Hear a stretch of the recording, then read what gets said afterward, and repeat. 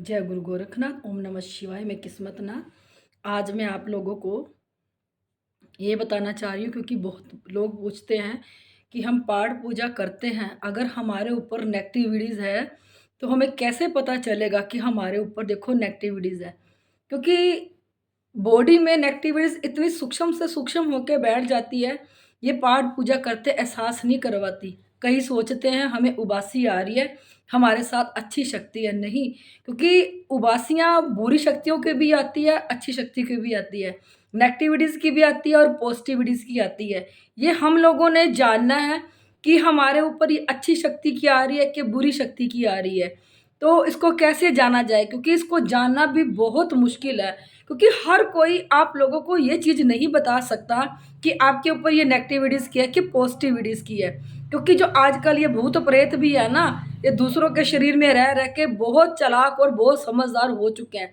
क्योंकि उन्हें पता है कि अगर हम इनको एहसास करवाएँगे तो ये किसी न किसी के पास जाके हमारा उतारा करवा के आ जाएँगे। क्योंकि जब भी हम लोग पाठ पूजा पे बैठते हैं तो इन्हें पता है कि जो पॉजिटिविटी है वो उबासियाँ लेके आती है। तो ये जो नेगेटिविटीज़ है ना, ये भी जब हम पाठ पूजा करने के लिए बैठते हैं तो ये उबासी देना शुरू कर देती है, ताकि इन इन लोगों को एहसास भी ना हो कि हमारे ऊपर नेगेटिविटीज़ है। देखो, और इनकी जिसके अंदर जिसके अंदर 15 से 20 चीज़ें होंगी, वो सूक्ष्म से सूक्ष्म होके बैठेगी, वो तो देखो पाठ पूजा उसको करने देगी। क्यों? क्योंकि जो पाठ पूजा वो उनका भोजन है, अगर वही उन्हें नहीं मिलेगा भोजन, तो उसका गुज़ारा कैसे होगा? और जिसके अंदर 5-6 चीज़ें हैं ना, वो एहसास करवा देती है उन लोगों को, क्योंकि आधी सूक्ष्म में होती है, आधी वो स्थूल में होती है। जिसके ऊपर 5-6 चीज़ें होंगी, उन्हें ये नेगेटिविटीज़ का पता चल जाएगा। एक तो देखो उनके कंधे भारी होने शुरू हो जाते हैं। दूसरा, उनके ये गर्दन के नीचे पेन होना शुरू हो जाता है। और कुछ सूक्ष्म चीज़ें तो ऐसी होती हैं वो पाठ पूजा पे बैठने ही नहीं देती। जैसे ही हम पाठ पूजा पे बैठते हैं हमारा मन उड़ने लगता है और हम कहते हैं बस हमसे ये पाठ पूजा नहीं होगी। उसके बाद अगर हम लोगों ने जानना है और आगे कि क्या-क्या करती है सूक्ष्म चीज़ें। जिसके अंदर चीज़ें होंगी ना, वो तो देखो उसको नहाने भी नहीं देती।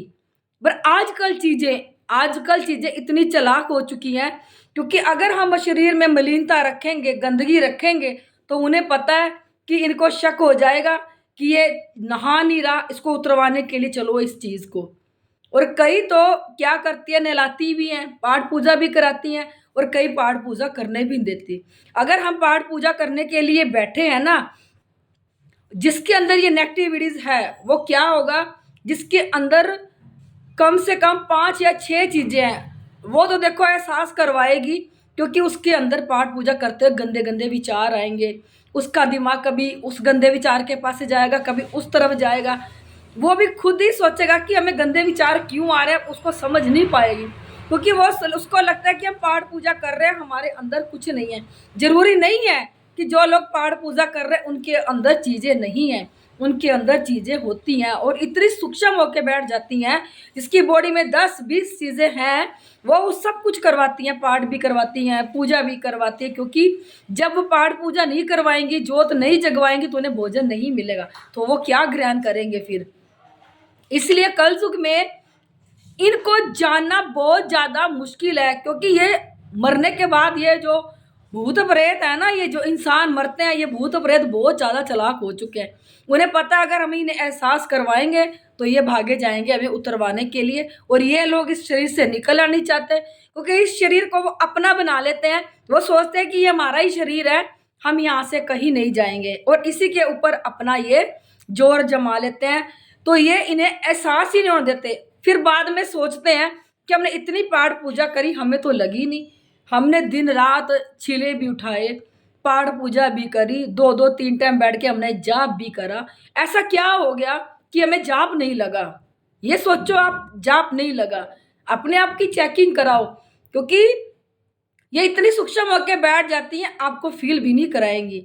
कुछ कुछ को तो फ़ील होता है। अगर किसी ने पता लगाना है, देखो वो जो पाठ पूजा करता होगा या नहीं करता होगा, वो नहाएगा नहीं, उसको गंदगी पसंद होगी, एकांत रहना पसंद होगा, किसी से बोलना पसंद नहीं होगा उसे, चुपचाप रहेगा अपनी जगह पे। कई तो सूक्ष्म चीज़ें ये करती हैं। और कई जिसके अंदर चीजें होंगी वो क्या करेगा, घर में लड़ाई झगड़ा करेगा, उल्टे सीधे काम करेगा। तब जाके आप लोगों ने पता लगाना है कि ये घर में हमारे हो क्या रहा है, या एकदम से इंसान अच्छा भला चल रहा है, वो अचानक से गलत चलने लग जाता है, तब भी आप लोगों ने अंदाजा खुद ही लगाना है कि इसकी चेकिंग करवाई जाए, इसको प्रॉब्लम क्या हो रही है। ये हम लोगों ने समझना है, ये हम लोगों ने देखना है कि हमारे साथ क्या हो रहा है। क्योंकि देखो, जिसके अंदर सूक्ष्म चीजें होंगी उसकी गर्दन के नीचे, उनके कंधों पे, उनकी रीढ़ की हड्डी पे जब वो जाप करने बैठेंगी उनको दर्द होगा ही होगा, और उनको गंदे गंदे ख्याल आएंगे।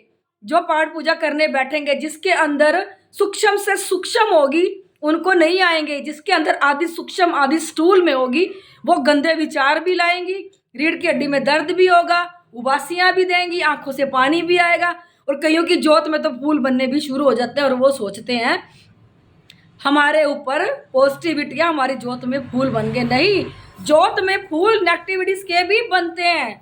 तो इसका पता लगाने के लिए क्या करें हम, इसका पता लगाने के लिए आप लोगों ने क्या करना है, सवा महीना आप लोगों ने, क्योंकि जिसके अंदर सूक्ष्म से सूक्ष्म बैठी है चीजें उसको सवा महीना, और जिसके अंदर आदि सूक्ष्म आदि स्थूल में उसको 10-12 दिन में रिजल्ट मिल जाएगा।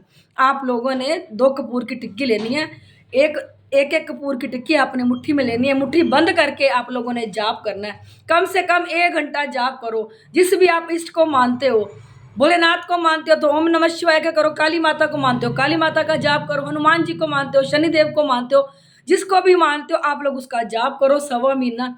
और जो कपूर आपने 1 घंटा बैठ के जाप करोगे उस कपूर को आप इकट्ठा करते रहो, क्योंकि जब सारे इकट्ठे हो जाएंगे तो उन सबको जला देना। अगर आपने पता लगाना है कि आपके अंदर सूक्ष्म से सूक्ष्म नेगेटिविटीज बैठी है, और अगर आदि सूक्ष्म आदि स्थूल में तो आपको रिजल्ट जल्दी मिल जाएगा। अगर आपकी बिल्कुल जाके सूक्ष्म में होकर नसों में बैठी है तो देखो आपको सवा महीना भी लग सकता है इसका पता लगाने के लिए। और देखो, सोते वक्त जिसके अंदर सूक्ष्म चीजें हैं, जब वो सोने जाएंगे सारा दिन को कुछ नहीं होगा, चलते फिरते रहेंगे, जैसे वो लेटेंगे चाहे वो दोपहर को चाहे वो रात को, उनकी टांगों में दर्द होना शुरू हो जाएगा। जितना टांगों में दर्द होना शुरू हो जाएगा इससे भी आप लोगों ने अंदाजा लगाना है कि ये जो दर्दें हो रही हैं ये हमारी बॉडी में नेगेटिविटीज की हो रही हैं।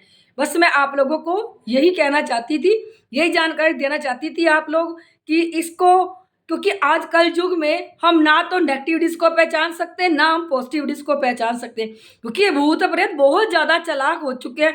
उनको पता है कि इंसान के मन में क्या है। आप सोचेंगे कि जैसे आप हनुमान जी की पूजा कर रहे हैं आपके मन में विचार चल रहे हैं, जैसा आपके मन में विचार चलेगा वो चीजें आपके सामने वैसे ही खड़ी हो जाएंगी।